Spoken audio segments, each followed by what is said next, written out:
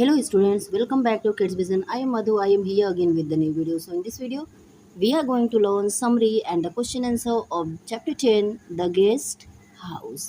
तो मैं जो है इसको आपको पहले चैप्टर 10 दे रही हूँ क्योंकि मुझे रिक्वेस्ट आई थी कि चैप्टर 8 तक मैंने आपको अपलोड किया हुआ है।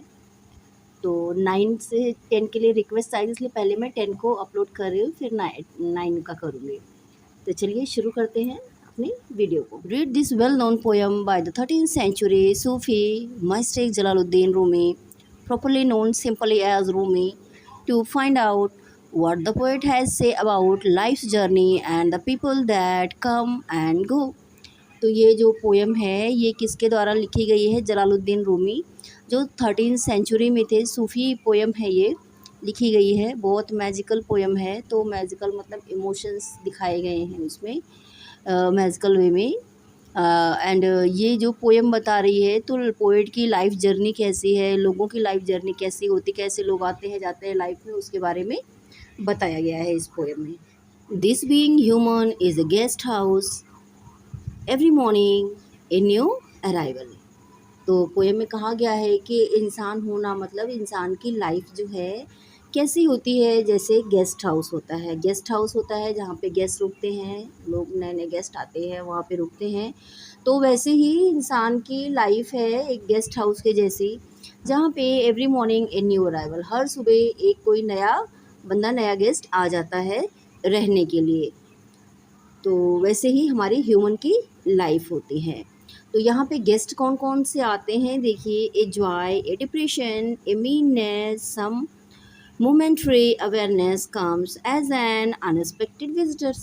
तो ये जो है देखिए पर्सनिफाइड किया गया है, ये हमारे क्या हैं, सारे इमोशंस हैं, इनको पर्सनिफाइड करके यहाँ पे बताया गया है। तो यहाँ पे गेस्ट कौन आ रहे हैं? ए जॉय, कभी खुशी आ जाती है, कभी ये डिप्रेशन, कोई डिप्रेशन आ जाता है, या मीननेस, तो कभी कभी हमारा जो है दिमाग जो है वो तुच्छता की ओर बढ़ जाता है, क्षुद्रता करने लगता है।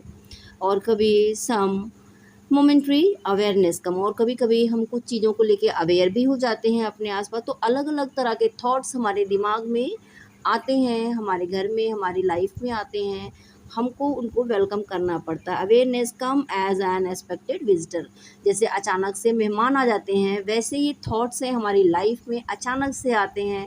आप प्रिपेयर करके नहीं रहते हो कि अभी जो है हम डिप्रेस होने जा रहे हैं, या कोई डिप्रेशन वाला थॉट आ रहा है, या कोई किसी चीज़ के लिए हमको सडनली अवेयर होना, ऐसे कोई नहीं, सडनली वो चीज़ें आपके साथ होती हैं। तो इस तरह से आप काम करने लगते हैं, उस तरह से हमारा थॉट जो है काम करें। तो हमें जो भी ये अनएक्सपेक्टेड विजिटर्स आते हैं हमारी लाइफ में, हमको इनको वेलकम करना पड़ता है। Welcome and entertain them all, इन सबको, ये चाहे जैसे भी थॉट हैं, चाहे ये पॉजिटिव हैं चाहे ये निगेटिव हैं, सबको आपको वेलकम करना। जैसे हमारे घर में गेस्ट आते हैं, हम सबको जो है, हम किसी को कम पसंद करते हैं, किसी को ज़्यादा पसंद करते हैं, किसी को बिल्कुल, लेकिन हमको कोई दरवाजे पे आता है तो हम वेलकम सबको करते हैं, भगाते नहीं हैं।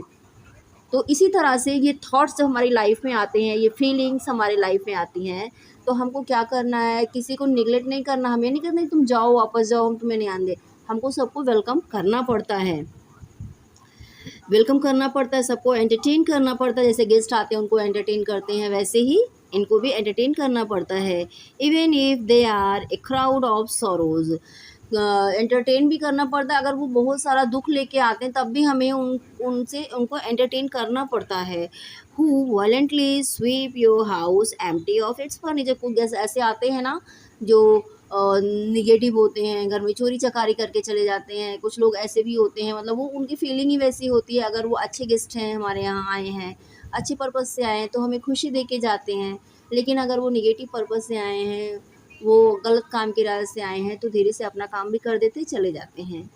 तो वैसे ही कहा गया कि ये इमोशंस हैं, चाहे ये बहुत सारे दुख लेके आए हैं, तो ये जैसे घर का फर्नीचर चीज़ें साफ़ हो जाती हैं घर से, वैसे ही ये हमारे चीज़ों को साफ़ कर देते हैं, स्टील कर लेते हैं हमारे थॉट को, मतलब इतना कब्ज़ा कर लेते हैं कि हम कुछ सोच ही नहीं पाते हैं उनके अलावा। तो still treat each guest honourably, तो हमको कैसे भी गेस्ट आते हैं, हमको हर गेस्ट को बिल्कुल ऑनर से, रेस्पेक्टफुल वे में उनको ट्रीट करना पड़ता है। He may be clearing you out for some new delight. हो सकता है ये जो न्यू गेस्ट आए हैं नए एक्सपीरियंस आपको दे रहे हैं, नई नई चीज़ों से आप रूबरू हो रहे हैं लाइफ के नए अलग अलग पहलुओं से।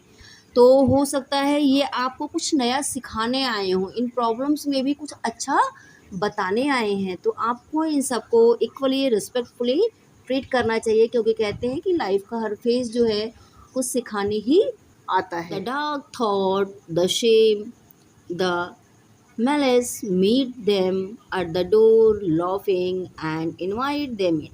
ये मतलब नेगेटिव जो हमारे गेस्ट हैं, ये नेगेटिव से डार्क थॉट्स, बुरे बुरे विचार जो हमारे आते हैं, शेमफुल, कभी कभी कुछ ऐसा होता है कि शेम होने लगती है लाइफ में, या जो मैलिक जो हार्मफुल इल थॉट्स होते हैं वो सब सब मिलते हैं दरवाजे पे, हंसते हैं खड़े होके। जैसे कोई गेस्ट आते हैं, आप कोई आता है लड़ाई कर आता है, वो भले उसके जो इरादे हैं वो एबल होते हैं, बट वो आएगा तो स्माइल करके ही घर में एंटर करेगा। वैसे ये भी हैं, ये भले निगेटिव हैं पर आपके दरवाजे पे खड़े हुए मुस्कुरा रहे हैं, और आपको उनको वेलकम इनवाइट करना पड़ेगा, उनको इनवाइट ही घर में करना पड़ेगा, वेलकम करना पड़ेगा।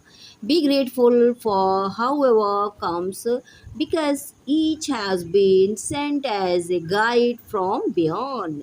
तो ग्रेटफुल होइए, जो भी आपकी लाइफ में आता है, जो भी गेस्ट आते हैं, जिस तरह का फेस भी लाइफ में आता है, सबको जो है आपको क्या करना है, आपको जो है वेलकम करना है, उनके लिए थैंकफुल होना है कि हमारी लाइफ में आए। क्यों क्यों थैंकफुल होना है बुरी चीज़ों के लिए? क्योंकि because each has been sent as guide, क्योंकि ये सारे आपको गाइड करने के लिए भेजे गए हैं, किसी हाई पावर ने या स्पिरिचुअल एनर्जी ने, भगवान ने इनको भेजा हुआ है हमारी लाइफ में कि हमको जाके वो गाइड करे, इन सिचुएशंस में कुछ और स्ट्रॉन्ग बना के जाएं, सिखा के जाएं, मजबूत करके जाएं, और थॉट्स दे के जाएं लोगों के बारे में।